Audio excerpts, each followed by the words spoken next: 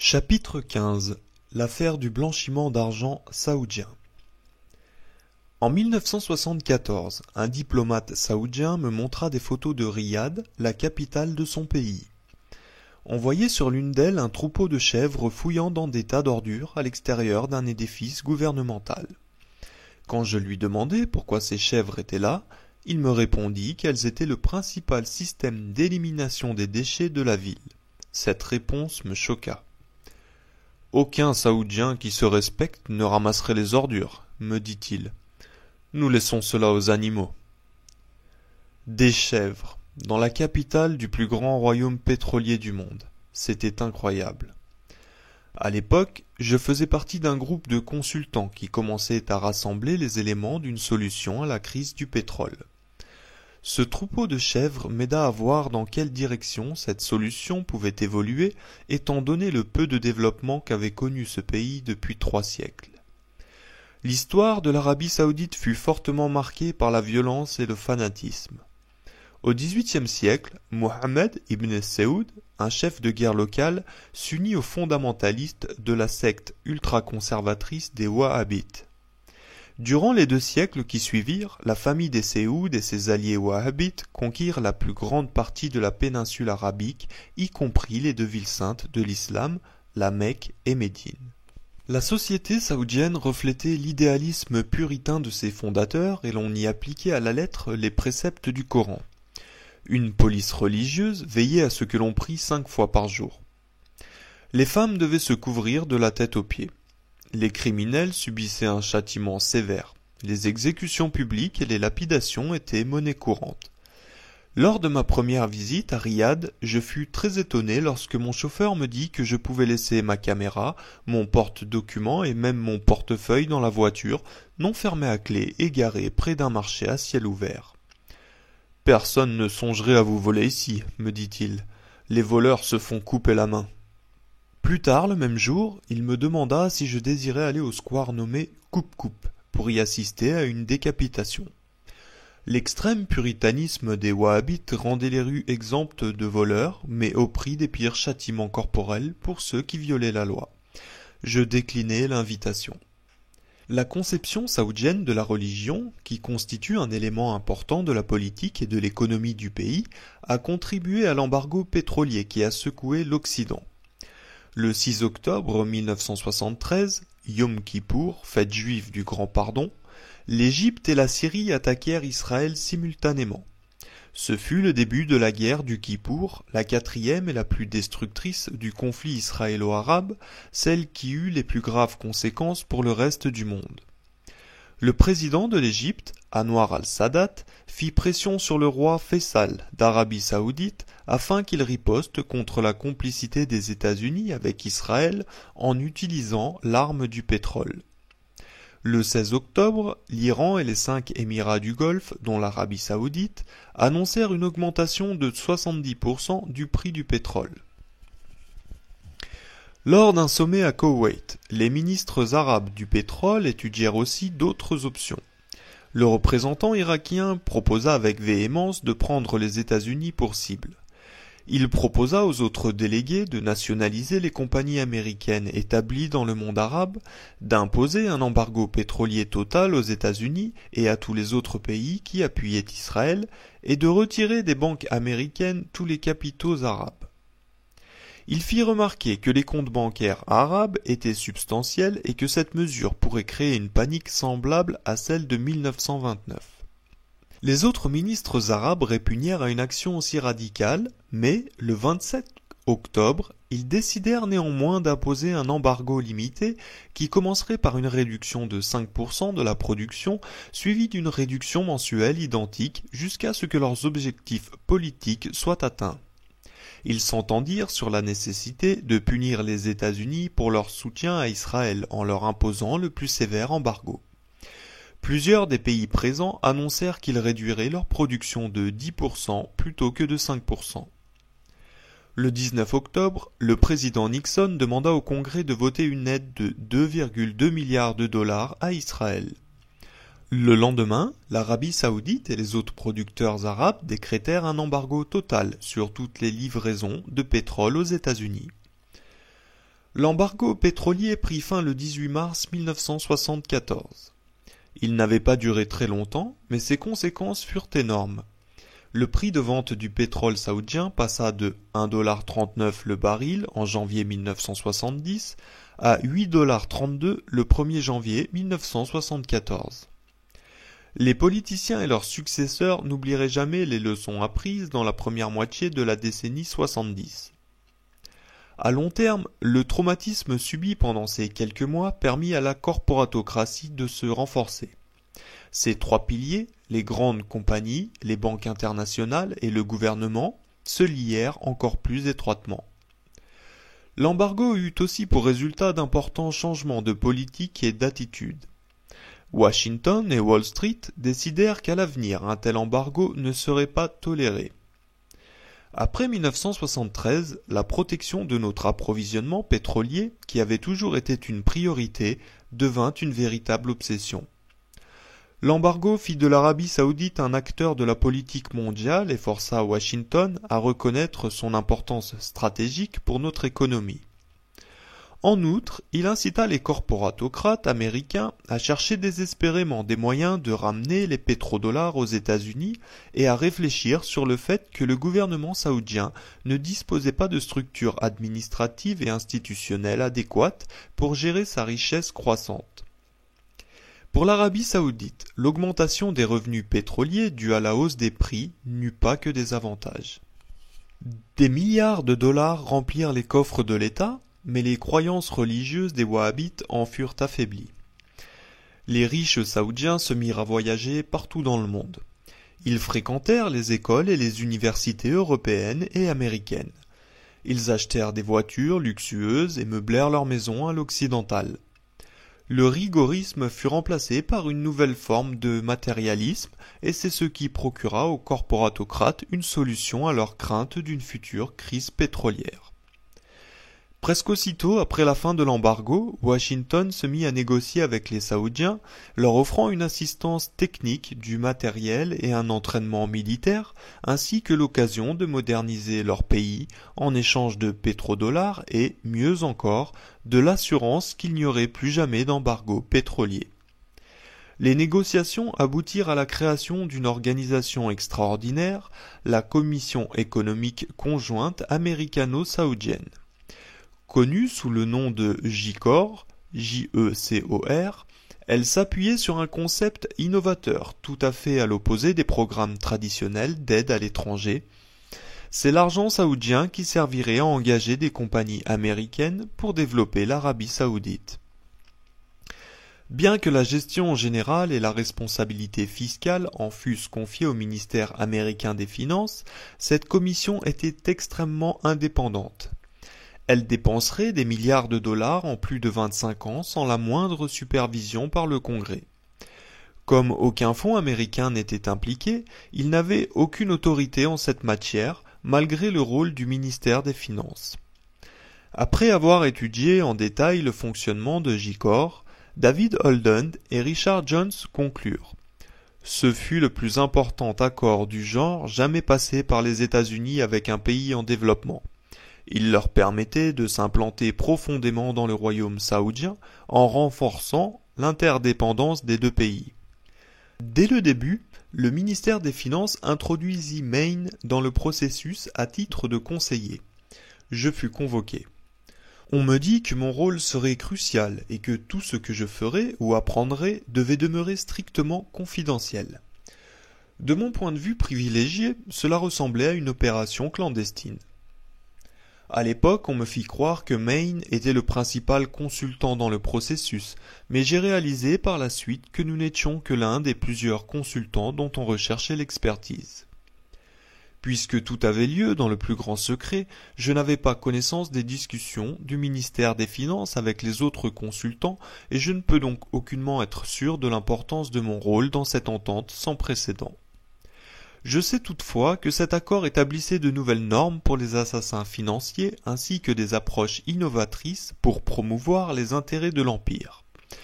Je sais aussi que la plupart des scénarios créés à partir de mes études furent appliqués, que Maine fut récompensé par l'un des premiers grands contrats lucratifs en Arabie Saoudite et que je reçus un important bonus cette année-là. Mon travail consistait à prévoir ce qui pouvait arriver en Arabie Saoudite si l'on investissait de grosses sommes d'argent dans son infrastructure et à établir des scénarios pour la dépense de cet argent. En bref, je devais utiliser toute mon imagination pour justifier l'infusion de centaines de millions de dollars dans l'économie saoudienne de manière à en faire profiter des compagnies de construction et d'ingénierie américaines. On me demanda de travailler seul, sans faire appel à mes assistants, et je fus séquestré dans une petite salle de conférence située plusieurs étages plus haut que mon département. On me prévint que mon travail était une affaire de sécurité nationale, tout en recelant un fort potentiel lucratif pour Maine. Je comprenais évidemment que l'objectif principal n'était pas le même que d'habitude, c'est-à-dire d'endetter ce pays à jamais, mais plutôt de trouver des moyens de rediriger vers les États-Unis une grande partie des pétrodollars. L'économie saoudienne deviendrait alors de plus en plus liée à la nôtre et dépendante d'elle. L'Arabie saoudite s'occidentaliserait davantage et finirait par adhérer entièrement à notre système. Dès que j'eus commencé, je me rendis compte que les chèvres errant dans les rues de Riyad symbolisaient la solution, car elles ne faisaient pas du tout honneur au jet-set saoudien. Il fallait absolument les remplacer par un système plus approprié à ce royaume du désert qui brûlait d'appartenir au monde moderne. Je savais aussi que les économistes de l'OPEP insistaient sur le besoin des pays pétroliers de profiter davantage de leur pétrole. Ils les incitaient à développer leurs propres industries, à utiliser leur pétrole pour fabriquer des produits dérivés qu'ils pourraient vendre au reste du monde à un prix plus élevé que celui du pétrole lui-même. Cette double constatation entraînait l'établissement d'une stratégie qui, j'en étais sûr, serait avantageuse pour tous. Évidemment, les chèvres n'étaient qu'un point de départ. On utiliserait les revenus pétroliers pour engager des compagnies américaines qui remplaceraient les chèvres par le système de collecte et d'élimination des ordures le plus moderne du monde, et les Saoudiens tireraient une grande fierté de cette technologie de pointe. Dans mon esprit, ces chèvres constituaient l'un des deux membres d'une équation applicable à la plupart des secteurs économiques du royaume, une formule gagnante à la fois pour la famille royale saoudienne, le ministère américain des Finances et mes patrons de Maine. Selon cette formule, l'argent serait affecté à la création d'un secteur industriel centré sur la transformation du pétrole brut en produits finis d'exportation. De grands complexes pétrochimiques surgiraient du désert, entourés d'immenses zones industrielles. Naturellement, ce plan exigerait la construction de centrales électriques pouvant générer des milliers de mégawatts, la mise en place de lignes de transmission et de distribution, la création d'autoroutes, de pipelines, de réseaux de communication et de systèmes de transport, dont de nouveaux aéroports et de meilleurs ports, et aussi de toute une gamme d'industries de services, sans compter l'infrastructure essentielle au fonctionnement de ces installations. Nous espérions tous que ce plan deviendrait un modèle pour le reste du monde. Les globetrotters saoudiens vanteraient nos réalisations et inviteraient les dirigeants de plusieurs pays à venir voir les miracles accomplis par nous en Arabie saoudite. Ces dirigeants feraient ensuite appel à nous pour que nous concevions un plan semblable pour leur pays et dans la plupart des cas, puisqu'il s'agirait de pays ne faisant pas partie de l'OPEP, ils s'arrangeraient pour se faire financer par la Banque mondiale ou autrement, de sorte qu'ils finiraient par se retrouver criblés de dettes. L'empire global serait bien servi. Tout en jonglant avec ces idées, je repensais aux chèvres, et les paroles du diplomate saoudien me revenaient souvent à l'esprit. Aucun Saoudien qui se respecte ne ramasserait les ordures. J'avais souvent entendu ce refrain dans divers contextes. Il était évident que les Saoudiens n'avaient pas l'intention de se livrer à des tâches ingrates, qu'il s'agisse du fonctionnement des installations industrielles ou de leur construction. D'abord, ils étaient trop peu nombreux. Ensuite, la famille royale, la maison des Saouds, s'était engagée à fournir à ses citoyens une éducation et un mode de vie incompatibles avec le travail manuel. Les Saoudiens pourraient occuper des postes de gestion, mais ils n'avaient ni la motivation ni le désir de travailler dans la construction ou dans des usines. Il faudrait donc importer une force ouvrière d'autres pays, des nations où la main-d'œuvre était bon marché et où le taux de chômage était élevé, préférablement des pays islamiques ou du Moyen-Orient, comme l'Égypte, la Palestine, le Pakistan et le Yémen. Cette perspective permettait d'augmenter l'ampleur du développement, puisqu'il faudrait construire pour ces travailleurs de gigantesques complexes d'habitation, des centres commerciaux, des hôpitaux, des postes de police et de pompiers, des stations d'épuration, des réseaux d'électricité, de communication et de transport, ce qui remplacerait une partie du désert par des villes modernes. En outre, cela fournissait l'occasion d'expérimenter de nouvelles technologies, entre autres pour les usines de dessalement, les systèmes à micro-ondes, les complexes médicaux et les technologies informatiques. Autant pour des planificateurs que pour des ingénieurs et des constructeurs, l'Arabie saoudite constituait donc l'occasion rêvée. Elle présentait un intérêt économique sans précédent, puisque ce pays sous-développé, qui désirait se moderniser très rapidement, possédait des ressources financières pratiquement illimitées. Je dois avouer que j'aimais énormément ce travail. Aucune donnée sérieuse n'était disponible, ni à la bibliothèque publique de Boston, ni ailleurs, qui eût justifié l'utilisation de modèles économétriques dans ce contexte. En fait, étant donné l'ampleur du travail à effectuer, soit la transformation immédiate et totale de tout un pays sur une échelle inédite, toute donnée historique eût été inutile. De toute façon, personne ne s'attendait à ce type d'analyse quantitative, du moins pas à ce stade du projet. Je me suis donc tout simplement servi de mon imagination pour rédiger des rapports promettant au royaume saoudien un avenir glorieux. Je disposais de chiffres généraux pour évaluer, entre autres, le coût approximatif de la production d'un mégawatt d'électricité ou de la construction d'un kilomètre de route, ou celui de l'eau potable, des égouts, du logement, de l'alimentation et des services publics pour un travailleur. Je n'avais pas à préciser ces estimations, ni à tirer de conclusions finales. Je devais simplement décrire une série de plans, ou plus adéquatement peut-être de visions, de ce qu'il était possible de faire et fournir des estimations approximatives de leurs coûts. Je ne perdis jamais de vue nos véritables objectifs, maximiser les paiements qui seraient versés aux compagnies américaines et rendre l'Arabie saoudite de plus en plus dépendante des États-Unis. Ces deux objectifs étaient inextricablement liés, car la plupart des projets à réaliser nécessiteraient des améliorations et des services continuels. Ils étaient d'une si grande complexité technique que les compagnies qui les auraient réalisés devraient constamment les maintenir et les moderniser. En fait, à mesure que j'avançais dans mon travail, j'établissais deux listes pour chacun des projets envisagés. L'une pour le type de contrat d'ingénierie et de construction que nous désirions obtenir, et une autre pour les ententes de gestion et de services à long terme. Main, Bechtel, Brown & Root, Halliburton, Stone & Webster et plusieurs autres compagnies d'ingénierie et de construction américaines feraient d'énormes profits pendant des décennies. Au-delà de l'aspect purement économique, l'Arabie saoudite deviendrait dépendante de nous d'une autre façon. La modernisation de ce royaume riche en gisements pétrolifères déclencherait des réactions hostiles. Par exemple, les musulmans conservateurs seraient furieux. Israël et d'autres pays voisins se sentiraient menacés.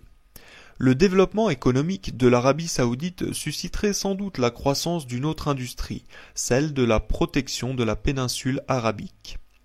Des compagnies privées spécialisées dans ce genre d'activité, ainsi que l'industrie militaire américaine, pouvaient s'attendre à de généreux contrats et, encore une fois, à des ententes de gestion et de services à long terme. Leur présence nécessiterait une autre phase de projets d'ingénierie et de construction, dont des aéroports, des bases de missiles et de personnel, ainsi que toute l'infrastructure associée à ces installations. J'expédiais mes rapports par courrier interne, dans des enveloppes scellées et adressées au directeur de projet du ministère des Finances. Je rencontrais parfois quelques autres membres de l'équipe, c'est-à-dire mes supérieurs et vice-présidents de Maine. Puisque ce projet ne portait pas de nom officiel, car il était encore au stade de la recherche et du développement et ne faisait pas encore partie de GECOR, nous l'appelions seulement SAMA, et presque à voix basse.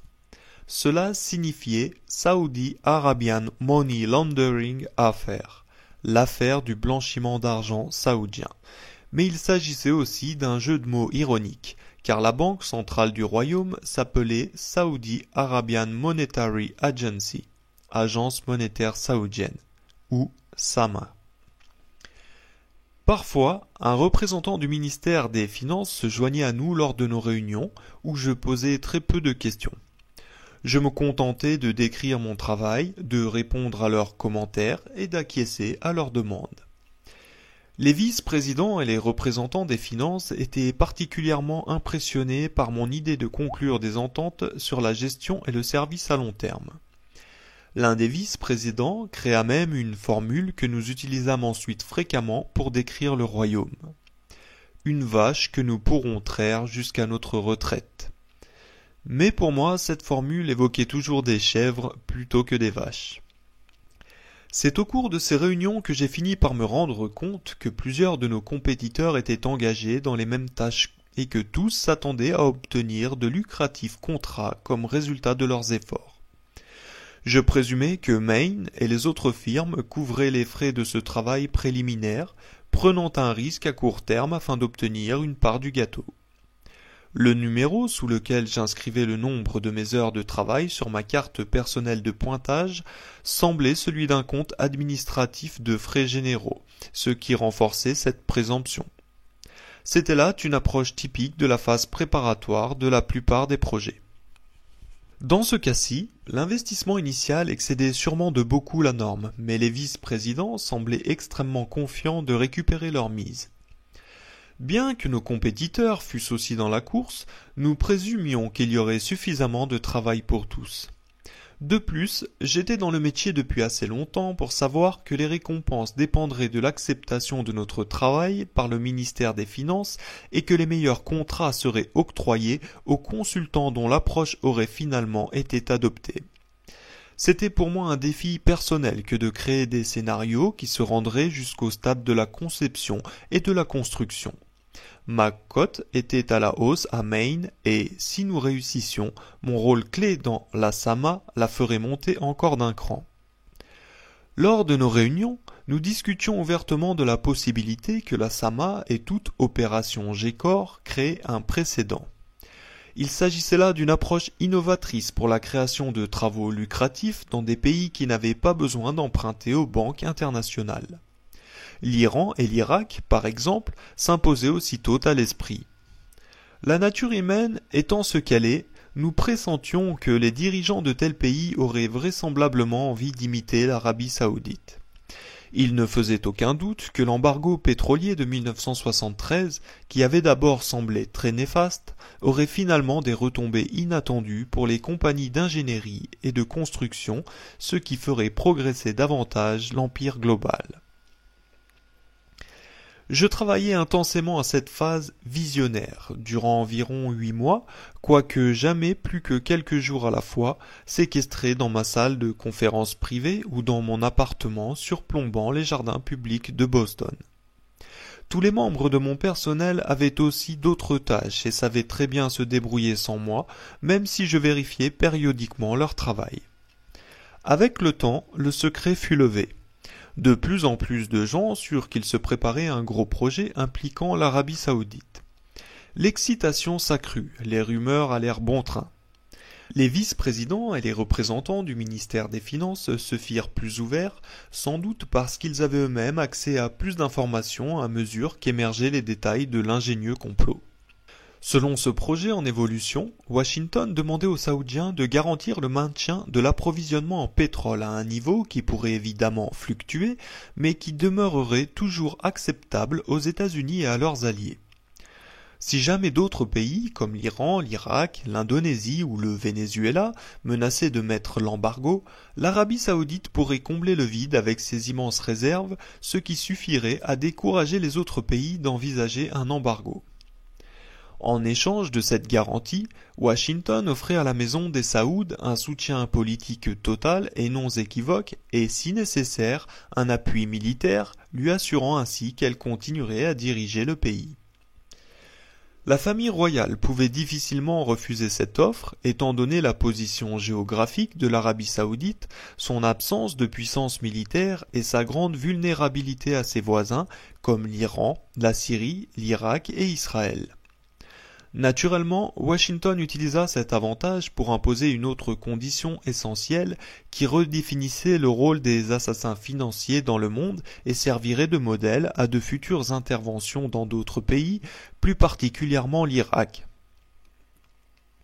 Rétrospectivement, j'ai parfois de la difficulté à comprendre comment l'Arabie saoudite a pu accepter cette condition.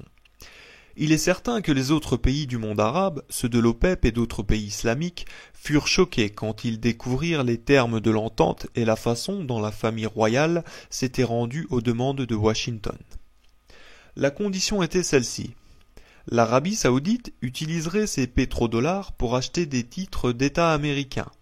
En retour, les intérêts rapportés par ces titres seraient dépensés par le ministère américain des Finances de manière à permettre à l'Arabie saoudite de passer d'une société médiévale au monde moderne et industrialisé.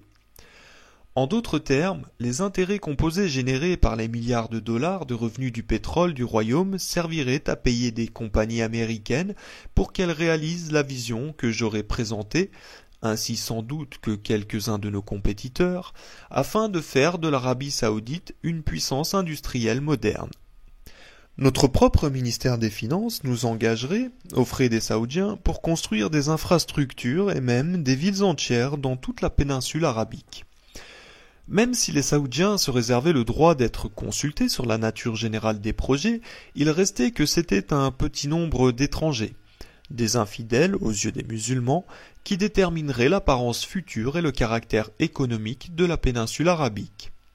Et cela se produirait dans un royaume fondé sur les principes conservateurs des Wahhabites et dirigé selon ces principes depuis plusieurs siècles. Il fallait qu'ils aient énormément confiance, et pourtant, dans les circonstances, et à cause des pressions politiques et militaires indéniablement exercées par Washington, je crois que la famille royale saoudienne n'avait pas beaucoup le choix. De l'autre point de vue, les perspectives de profit semblaient illimitées. Il s'agissait d'une entente favorable aux deux parties et pouvant créer un étonnant précédent. Ce qui rendait l'entente encore plus alléchante, c'est que personne n'avait à obtenir l'approbation du Congrès, un processus abhorré par les compagnies, particulièrement les compagnies privées comme Bechtel et Main, qui répugnent à ouvrir leurs livres et à partager leurs secrets. Thomas W. Lippmann, spécialiste auxiliaire de l'Institut du Moyen-Orient et ancien journaliste, résume éloquemment les points saillants de cette entente. Les Saoudiens, roulant sur l'or, fourniraient des centaines de millions de dollars au ministère des Finances, qui retiendrait les fonds jusqu'à ce qu'il faille payer les vendeurs ou les employés. Ce système assurait que l'argent saoudien serait ensuite recyclé dans l'économie américaine. Il assurait également que les gestionnaires de la commission pourraient entreprendre tout projet dont ils auraient convenu de l'utilité avec les Saoudiens sans devoir le justifier devant le Congrès. Pour établir les paramètres de cette entreprise historique, il fallut moins de temps qu'on aurait pu l'imaginer. Après, toutefois, nous dûmes trouver une façon de les appliquer. Pour mettre en marche le processus, un membre haut placé du gouvernement fut dépêché en Arabie Saoudite afin de remplir une mission extrêmement confidentielle. Je n'en ai jamais eu la preuve, mais je crois bien qu'il s'agissait d'Henry Kissinger. Qui que fût cet envoyé, il devait d'abord rappeler aux membres de la famille royale ce qui s'était passé en Iran quand Mossadegh avait tenté d'expulser les intérêts pétroliers britanniques. Ensuite, il devait leur présenter un plan trop attrayant pour qu'ils le refusent, tout en leur faisant comprendre qu'ils n'avaient pas tellement le choix. Je n'ai vraiment aucun doute là-dessus. On leur laissa l'impression très nette que, s'ils acceptaient notre offre, nous soutiendrons et protégerions leur régime, et que s'ils la refusaient, ils subiraient le même sort que Mossadegh. L'envoyé revint à Washington avec un message des Saoudiens disant qu'ils obtempéraient. Il ne restait plus qu'un léger obstacle. Nous devions convaincre certains membres clés du gouvernement saoudien. Il s'agissait là d'une affaire de famille, nous a-t-on dit. Bien que l'Arabie saoudite ne fût pas une démocratie, un consensus semblait nécessaire au sein de la maison des Saouds. En 1975, je fus affecté auprès de l'un de ses membres clés. Pour moi, il était le prince W, bien que je n'ai jamais su s'il était réellement couronné. J'avais pour mission de le convaincre que l'affaire du blanchiment d'argent saoudien serait très profitable à son pays ainsi qu'à lui-même. La tâche fut plus difficile qu'elle n'avait paru de prime abord. Le prince W se déclara bon wahhabite et affirma qu'il ne voulait pas voir son pays s'engager sur la voie de la commercialisation occidentale. Il affirma aussi comprendre la nature insidieuse de notre proposition. Nous avions, dit-il, le même objectif que les croisés du précédent millénaire, la christianisation du monde arabe.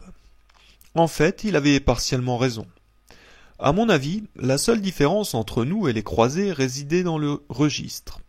Les catholiques médiévaux prétendaient vouloir sauver les musulmans du purgatoire, tandis que nous prétendions vouloir aider les Saoudiens à se moderniser.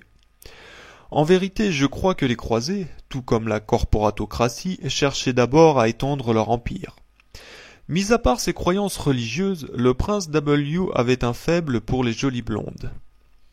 Il semble presque ridicule de mentionner ce qui est maintenant devenu un stéréotype injuste, et je dois préciser que le prince W est le seul de tous les Saoudiens que j'ai connus qui eut ce penchant, ou tout au moins qui ait bien voulu me le laisser voir. Cela a pourtant joué un rôle dans la réalisation de cette entente historique, ce qui démontre bien jusqu'où j'étais prêt à aller pour remplir ma mission.